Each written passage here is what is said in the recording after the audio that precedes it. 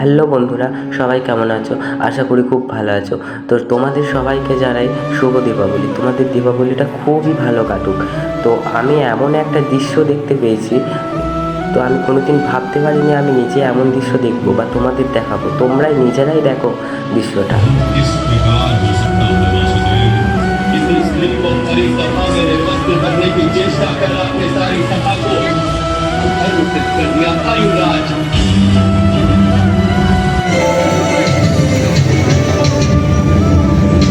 वासुदेव,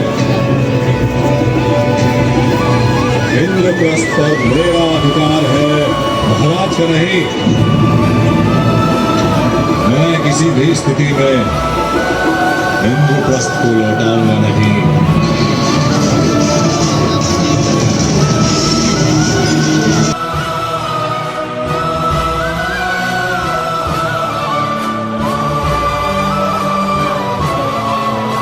সত্যি আমার খুবই ভালো লেগেছে, তোমাদেরও হয়তো ভালো লেগেছে এরকম মহাভারতের একটা অপূর্ব একটা লীলা দেখতে।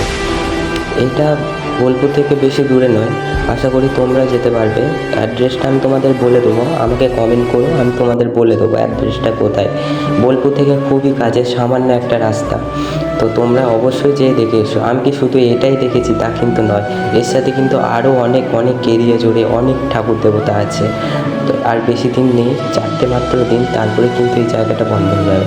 আর এত পরিমাণে ভক্তর ভিড়, আমি যে মাকে দর্শন করব তাও কিন্তু উপায় নেই। এত পরিমাণে ভিড় যে তোমাদের একটু দেখাবো। প্রচুর ভক্ত চলে এসছে, প্রচুর ভক্ত। তো আমি তোমাদের যতদূর পারলাম মায়ের মুখটা একটু দেখানোর চেষ্টা করলাম, তোমরা নিজেরাই দেখো। আর ওইখানে ক্যামেরা করতে বারণও হচ্ছিল, বাট আমি করে ফেলেছিলাম। সবাই মিলে ভালো থেকো, রাধে রাধে।